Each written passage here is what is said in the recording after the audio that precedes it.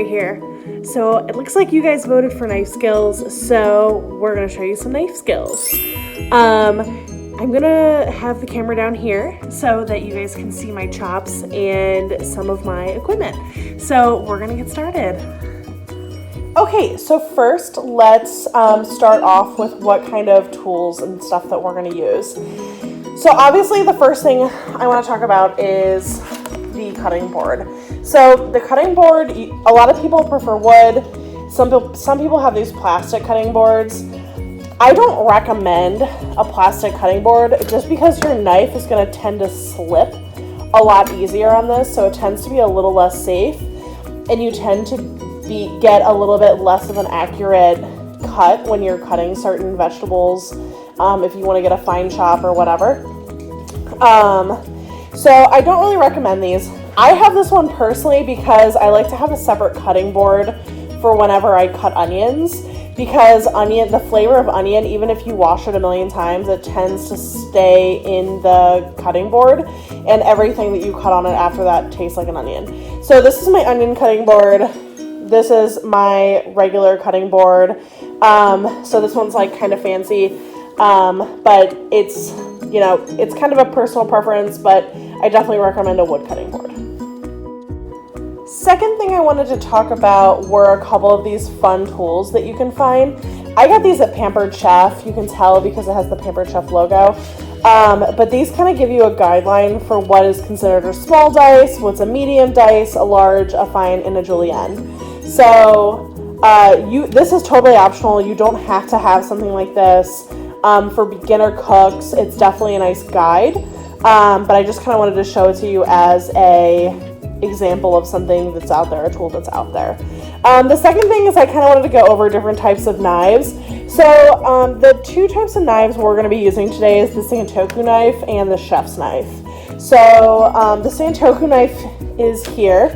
I just have these Cuisinart ones that I got from Costco. These are totally fine. There's definitely nicer knives out there. Like the best knives you can get are like Chicago Cutlery, Woolstoff, and there's like really nice brands where you're spending maybe $100, $150 for a knife like this. I just got a whole pack of knives for like, you know, $20 or whatever.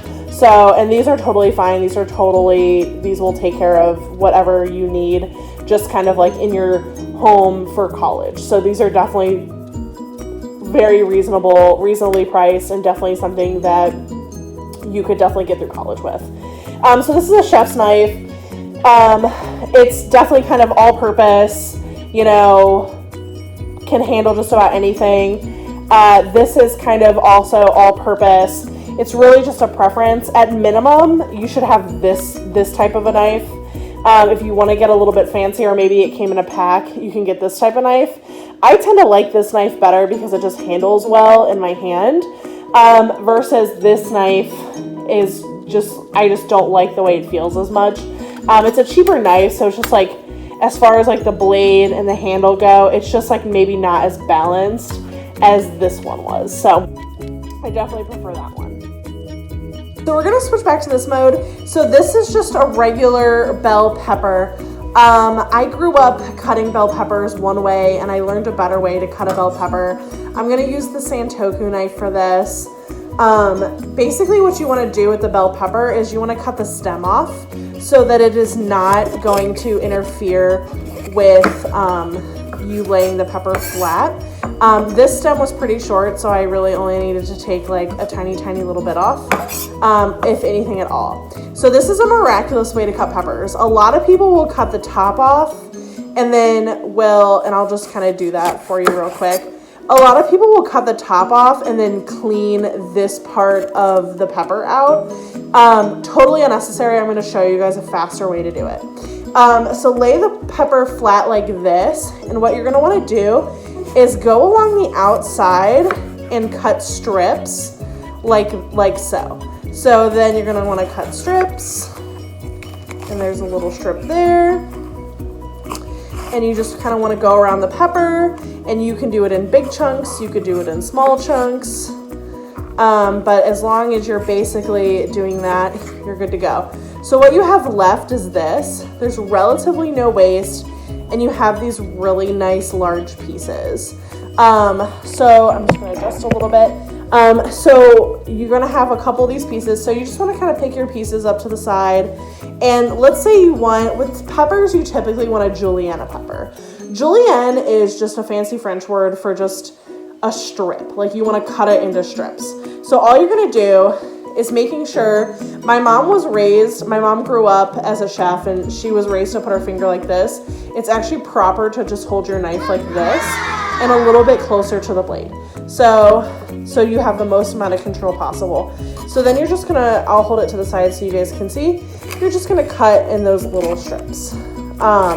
Now, a lot of people, they kind of have a fancier, they can do it really fast, where they can kind of go like this.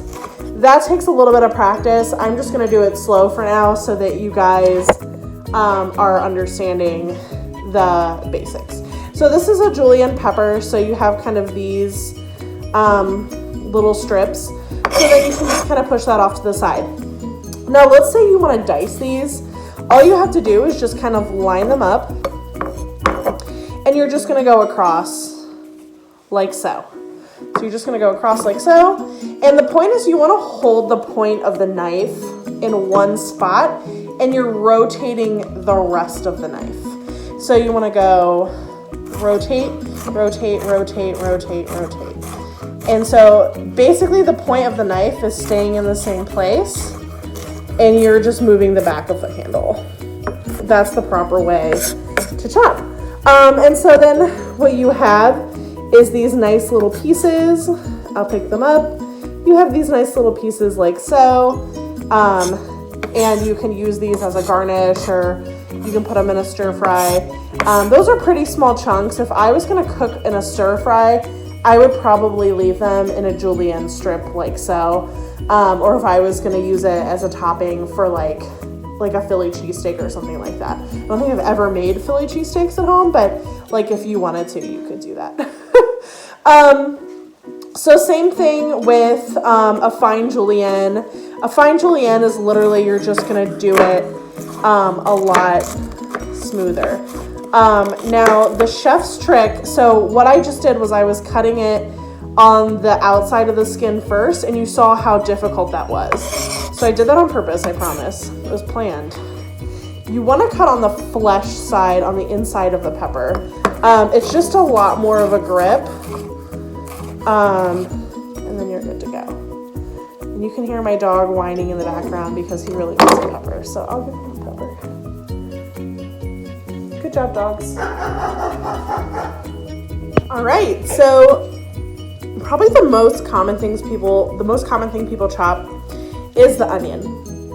So I've already prepped the onion for the video, and I already have my chef's knife here that I'm going to use for the onion. So the trick to cutting an onion without crying is actually to leave the root on. So the root is this end piece that you see here.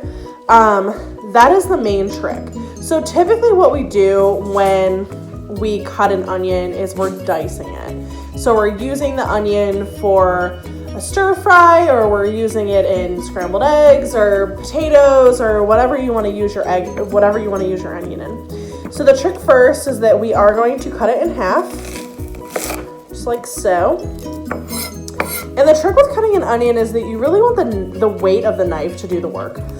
So we'll start with this. Let's say you wanted to julienne your onion. You're just going to cut it here, just like so. And you're going to cut it into those, and I'm not following my own knife rules, but you're just going to cut it into these little strips like so. And then you're going to have nice strips that look like that. See a little better here.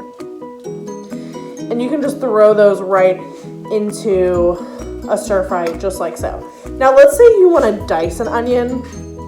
What you're going to do is you're going to, again, leaving that root on, you're going to finely cut through, and this is where the chef's knife is really nice because it has this tip. You're going to finely cut through the onion here like so. And then basically you'll see you have all of these little strips, and I can hold it up to the camera a little better so that you can see that it's still attached, but it's kind of falling apart. And then you just want to put your little pieces back together. You want to start here at an angle. So you see the knife is at this angle. And you want to just cut down like so.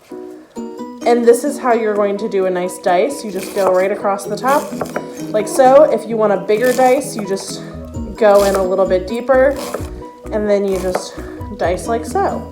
So then you have a nice little combination of big and small here because I wanted to show you guys both.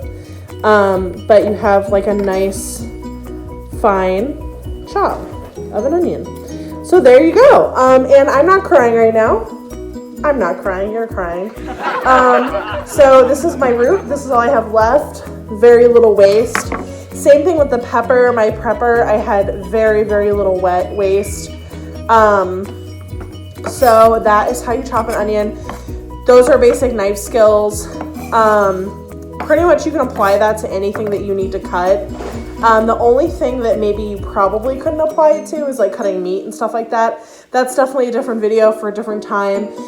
If you guys want more information on knives and chopping onions and stuff like that, Gordon Ramsay has a lot of resources on YouTube, and there's a lot of really great chefs on YouTube that show people basic cooking skills and basic knife skills. So thank you guys so much for voting on knife skills.